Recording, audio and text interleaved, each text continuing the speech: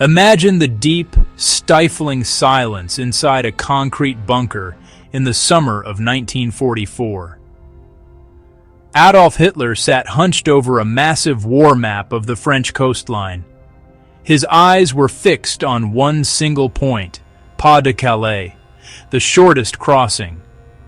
He was absolutely certain that the blow would fall right there, in that spot. That was where his most feared rival, General Patton, was waiting. It was a perfect plan, but it was built entirely on a foundation of thin air. The German High Command didn't know they were chasing a ghost. Across the channel, Patton was commanding an army, but not a real one.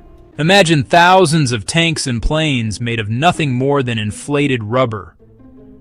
To the German spy planes high above, it looked like a terrifying invasion force. Wood and canvas were painted to look like lethal steel from thousands of feet up. The world's most dangerous dictator was being outsmarted by a theater of shadows. Hitler was obsessed with Patton, seeing in him a mirror of his own aggression.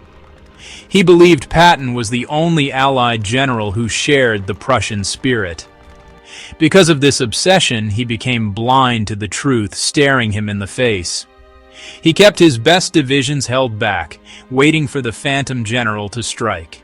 The irony is almost too much to handle when you look back at the history. The man who terrified all of Europe was now being hunted by a man-made myth. Every report that reached the bunker only reinforced the lie Hitler wanted to believe. He was so convinced of Patton's presence that he ignored the real Normandy landings. He called the D-Day invasion a mere diversion, a trick to lure his tanks away. As the sun began to set on the first day of the real invasion, a chill set in. The reports coming from the front lines were starting to tell a very different story. Hitler was about to find out that his obsession had led him into a fatal trap. Hitler was a man who relied heavily on his own dark, personal intuition. He didn't just look at maps, he looked at the men who commanded them. In General Patton, Hitler believed he had found a worthy and lethal rival. He saw a man who shared the same relentless, aggressive Prussian spirit. To the Führer, Patton was the only American general who was a real soldier. This psychological connection became the very rope Hitler used to hang himself. The German High Command even had a special nickname for the American general. They called him the American Rommel, the highest praise they could ever give. Hitler dismissed the other Allied leaders as mere bureaucrats or weak politicians. He saw Eisenhower as a manager and Montgomery as someone far too cautious. But Patton, he was a warrior, a man of fire and steel who understood power. In Hitler's mind, the decisive battle of the war had to involve Patton. This obsession acted like a lens that distorted every piece of intelligence. When you are looking for one specific thing, you become blind to all others. Hitler demanded daily updates on exactly where Patton was seen or heard. He became so focused on the Phantom Army that he ignored the real buildup. His staff knew better than to challenge his gut feeling about the American. The lie about Patton became a filter that only allowed the deception inside. It created a massive psychological blind spot across the entire French coast. Intelligence officers who tried to suggest a different plan were quickly silenced. Hitler had made up his mind, and his dark intuition was the final law. He was waiting for a grand duel with a man who was miles away.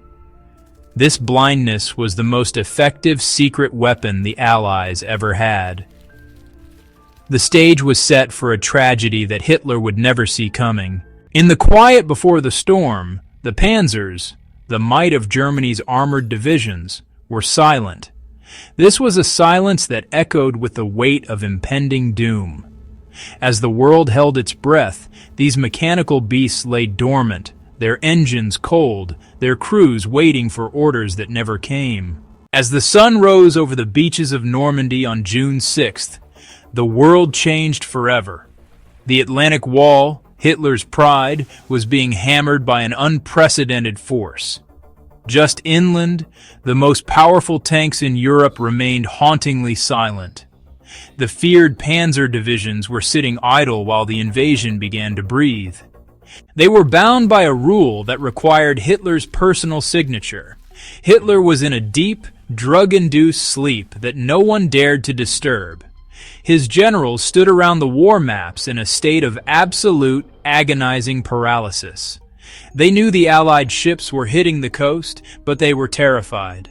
They were frozen by the phantom threat of Patton's army at Pas-de-Calais. They didn't want to commit their reserves to what they thought was a decoy. To them, the massive assault at Normandy was just a clever, noisy distraction. They kept their eyes fixed on the narrowest part of the English Channel. It's incredible to think the fate of Europe rested on a few hours of silence. Even as the reports of the real landings became a flood, they still held back. They were convinced that the real Patton was still across the water waiting. The fear of being wrong about Patton was greater than the fear of the beachhead. So, they let the Allied soldiers gain a foothold on the bloodied soil of France. Thousands of lives were lost because of a ghost that only existed on paper. This silence was the most expensive tactical error in the history of warfare. The panzers could have crushed the invasion while it was still in the water, but they waited for a general who wasn't coming, at a place he never intended. The delusion was so strong that it took hours of chaos for the truth to surface. The High Command was about to be hit by a revelation that would shatter them. A single piece of intelligence was racing toward the bunker at that very second. The atmosphere inside the Führer's bunker shifted as the day wore on. Reports from the coastal defenses were no longer vague or uncertain. Every frantic radio call from Normandy painted a picture of total disaster. An intelligence officer finally burst through the heavy double doors. He carried a folder containing the most terrifying proof imaginable. The room fell into a sudden bone-chilling silence as he approached. Inside that folder was a confirmed sighting that broke the grand delusion.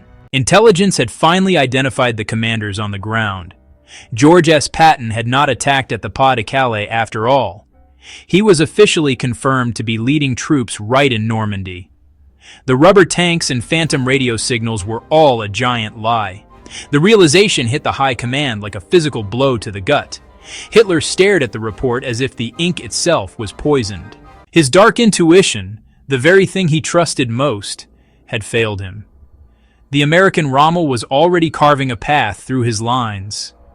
There was no second invasion coming to save his broken pride. The man he feared most was already on the same soil as his army. His face turned a ghostly pale as the weight of the error settled. His generals watched him closely, terrified of what he might do next. The air seemed to vanish from the room as he drew a deep breath. He looked away from the maps and toward the cold concrete wall. In that instant, the dictator knew the war was officially over. He leaned in and whispered something that stayed with those men.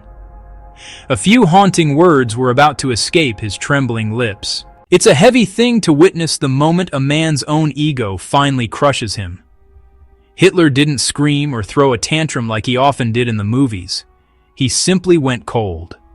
The silence in that bunker was so thick you could practically feel the air being sucked out of the room. He stared at the map of France as if he could rewrite the ink with his own eyes.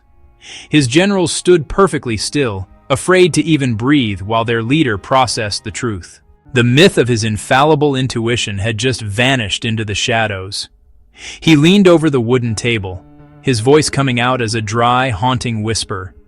He admitted to the room that he had been played like a child by a few rubber tanks.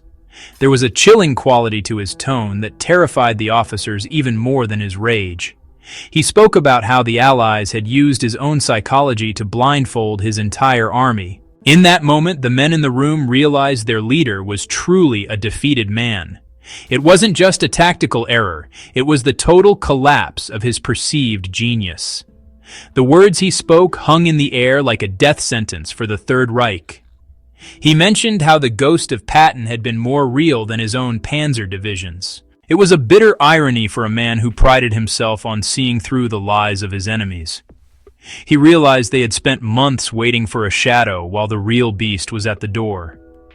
The cost of those silent, wasted hours was now becoming tragically clear to everyone. The concrete bunker suddenly felt much smaller, more like a cold and narrow tomb. The order to finally move the reserves to Normandy came far too late to matter. Hitler's gaze returned to the map, but the symbols and lines didn't make sense anymore. He knew that Patton was now officially loose in France, with nothing to hold him back. There was no stopping the momentum of the American Third Army once it hit the open ground. The tide had completely turned, and the hunter had officially become the terrified prey. A new and terrifying presence was already making its way toward the heart of Germany. It's a terrifying thing to realize that the ghost you were chasing has finally caught up to you. For months, Hitler had been fighting a shadow, but once the deception was stripped away, he was left staring down the barrel of a very real and very lethal weapon. The ghost general was no longer a myth.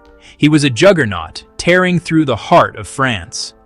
With the veil finally lifted, George Patton was no longer just a clever shadow. He burst onto the French landscape like a sudden storm that couldn't be stopped. The Third Army moved with a speed that shocked even the veteran German officers.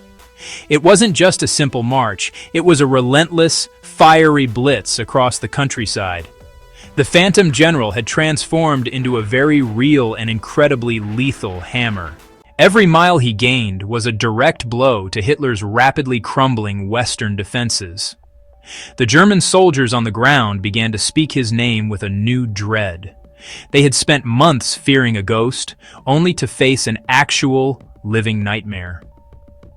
Patton's tanks didn't just break through lines, they shattered the enemy's entire spirit.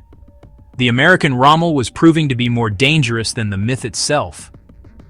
Reports of his lightning progress reached the bunker like a series of heavy blows. Hitler's dark obsession was being validated, but in the most catastrophic way possible. The Atlantic Wall was now just a memory, a broken promise made of cold stone. Patton's presence in France meant the game of shadows was over for good now. The German High Command was forced to react to a reality they couldn't fix. The silence of the panzer divisions was replaced by the roar of American steel. Hitler watched as his map of occupied Europe began to shrink almost by the hour. The hunter was now fully aware that the trap had been sprung directly on him. There was no stopping the momentum of the American Third Army's massive drive. The Phantom Army was gone, replaced by a wall of fire and very loud thunder. Hitler sat in his bunker, listening to the echoes of his own failed, dark genius. He knew that Patton wouldn't stop until he reached the very heart of Berlin. The psychological war had been lost, and the physical one was soon to follow. A much deeper truth was emerging from the smoke of the burning French towns. It's a profound thing to realize that the greatest wars in history aren't just won with cold steel and gunpowder. They are won in the silent, dark corners of a man's own mind and his deepest fears. Adolf Hitler didn't lose his empire because he simply ran out of bullets or fuel in the end. He lost it because he allowed a few rubber tanks and a clever plan to become his reality. He was defeated by a ghost long before he was ever defeated by a real general on the field. It's a chilling reminder that our own arrogance is often our most lethal and silent enemy. That single, quiet moment in the concrete bunker changed the entire map of the world forever. The realization that Patton was real was the final nail in the coffin of the Third Reich. It was a bitter, haunting irony for a man who claimed to see through the lies of everyone else. The dictator was trapped by the very thing he thought he could control with his dark intuition. He spent months guarding a door that the enemy had already bypassed with a few clever tricks. There is no coming back from a mistake that costs you your very soul and your empire. George Patton's greatest victory wasn't just on the bloody and muddy fields of Western France. It was the phantom war he fought while sitting quietly in an English garden during the summer. He proved that a clever shadow can be much deadlier than 1,000 real tanks in the sunlight. His name became a curse that Hitler carried in his heart until his very last breath in Berlin. The Ghost General had officially become the executioner of the entire Third Reich and its dreams. The cost of being fooled by your own ego is always tragically and incredibly high for any leader. We look back at these moments and wonder how we would have acted in that same spot. It's easy to judge a man whose massive pride led him straight into a fatal and clever trap. But we all have our own shadows that we often mistake for real and lethal enemies today. Hitler's chilling words in that bunker still echo through the ages as a warning to us all. They remind us that the most dangerous weapon is always the one that we never see coming. But there is still one part of this secret that remains untold and waiting for us. It's a chilling thought, isn't it? Knowing that the fate of millions wasn't just decided by firepower and logistics, but by a few clever tricks and one man's absolute refusal to be wrong. Hitler's obsession with Patton proved to be the ultimate trap, a psychological prison that he built for himself. But now, I want to hear from you. Do you believe the Ghost Army was the most brilliant weapon ever used in war? Or was Hitler's ego simply an accident waiting to happen? If those panzer divisions had moved to Normandy instead of waiting for a phantom at Pas-de-Calais, do you think the Atlantic Wall could have actually held? I'm truly curious to see where you stand on this. Was it a stroke of Allied genius, or just a dictator's inevitable downfall? Drop a comment below, and let's get into the details of this what-if together. And if you felt that chill today, realizing how easily the mind can be fooled by a clever shadow, don't let this be our last conversation. Subscribe to the channel and hit that notification bell so you can stay one step ahead of the rest of the world. We're uncovering the rare truths that the history books are often too afraid to touch. After all, history is written by the victors, but the real story belongs to those who have the courage to look behind the curtain.